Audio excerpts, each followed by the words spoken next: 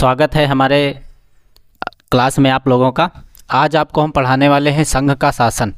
ठीक है, भारत में जो संघ है, भारतीय संघ, उसको चलाने के लिए मंत्रिपरिषद होनी चाहिए और संसद होनी चाहिए। ठीक है, तो उसके विषय में आज हम पढ़ाएंगे। संघ का शासन भारत में सर्वेसर्वा जो होता है वो कौन होता है? राष्ट्रपति है। और राष्ट्रपति का वर्णन अनुच्छेद 52 में किया गया है कि कार्यपालिका का प्रधान औपचारिक नहीं होता या अनौपचारिक होता है, क्योंकि राष्ट्रपति भारत में प्रधानमंत्री के हाथों की कठपुतली होती है। ठीक है, होता है, क्या होता है? प्रधानमंत्री के हाथों की कठपुतली, क्योंकि जितने भी विदेशों से आयात निर्यात या कोई भी कार्य करवाए जाते हैं तो वो राष्ट्रपति के नाम पर कौन करता है? प्रधानमंत्री करता है। ठीक है, तो राष्ट्रपति में देखिए इसकी सहायता करने के लिए क्या होता है? कार्यपालिका होती है। कार्यपालिका मतलब मंत्रिपरिषद। अनुच्छेद 74 में कहा गया है कि राष्ट्रपति को सलाह एवं व्याख्या करने के लिए क्या होगा? एक मंत्रिपरिषद होगी। ठीक है, जो विभिन्न कार्यों में सहायता करेगी। ठीक, इसके अलावा संसद है। संसद का वर्णन भाग 5 में किया गया है। किसमें किया गया है? भाग 5 में। ठीक है, अनुच्छेद 79 और भाग कौन सा है? 5 है।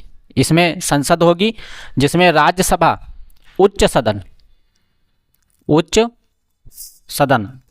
लोकसभा, निम्न सदन एवं जनता का लोकप्रिय सदन है।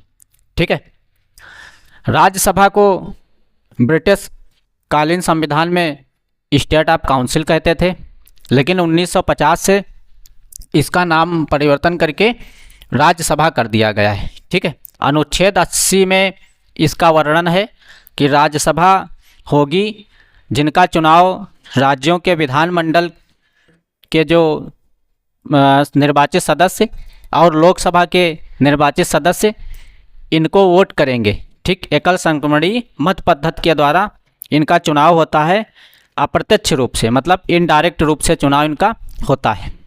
ठीक है, इनका जो कार्यकाल है वो 6 वर्ष का होता है। ठीक, क्योंकि हर 2 वर्ष पर इनके जो सदस्य हैं, मेंबर्स हैं, वो अवकाश ग्रहण करते रहते हैं। ठीक है, और इसमें अधिकतम सदस्यों की संख्या 250 से अधिक नहीं हो सकती।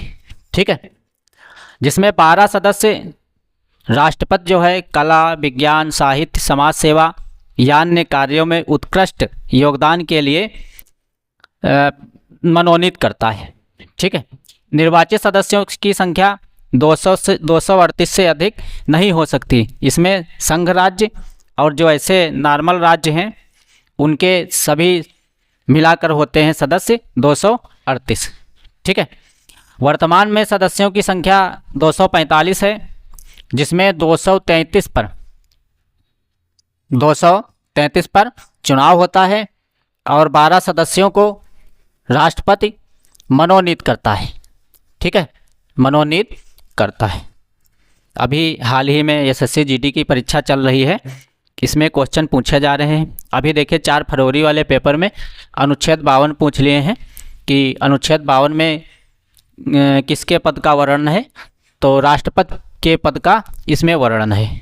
ठीक है, लोकसभा अनुच्छेद 81 में कहा गया है कि भारत की जो संसद है, लोकप्रिय सदन जिसका नाम लोकसभा है। ठीक है, एमपी कहते हैं इनको, मेंबर ऑफ पार्लियामेंट। तो इसको चलाने के लिए जनता के द्वारा डायरेक्ट रूप से सदस्य चुने जाएंगे।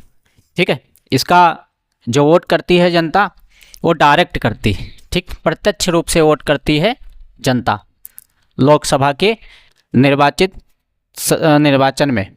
ठीक है, इसमें 552 से अधिक सदस्य नहीं हो सकते हैं, ये बात कही गई है, जिसमें 2 सदस्यों को राष्ट्रपति जो है मनोनीत करता है एंग्लो इंडियन के रूप में। एंग्लो इंडियन का मतलब होता है माता या पिता में से एक भारतीय होना चाहिए। ठीक है, फिर इसका चयन करते हैं, मनोनीत करते हैं राष्ट्रपति महोदय।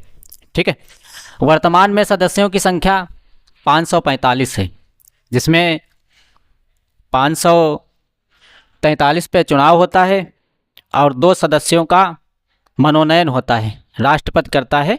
लेकिन अभी हाल ही में घोषित किया गया है ये जो मनोनयन वाला सिस्टम लोकसभा में है, इसको निरस्त करने की व्यवस्था की गई है। ठीक है, तो 552 में 530 राज्यों के प्रतिनिधि होते हैं, जैसे उत्तर प्रदेश है, बिहार है, झारखंड है, महाराष्ट्र है, ठीक है, मेघालय आदि राज्यों से 530 से अधिक जो हैं आते हैं चुनाव करके, और 20 से अधिक संघ शासित प्रदेश से, जैसे दिल्ली में 7 सीटें हैं। ठीक है, दिल्ली है, पौंडीचेरी है, दमन दीव है, लद्दाख है, कश्मीर है, ठीक, आदि ऐसे संघ शासित यूटी हैं जिन्हें यूनियन टेरिटरी कहते हैं। तो यहाँ से चयनित होकर मतलब चुनाव होके आते हैं। ठीक है, ध्यान रखना। और अभी हाल ही में जो नई संसद बनाई गई है, उसमें 800 से अधिक 850 के करीब में सीटों की बैठने की व्यवस्था बनाई गई है। ठीक है, क्योंकि वो संसद ब्रिटिश कालीन का था और पुराना हो चुका था। ठीक, धन्यवाद दोस्तों।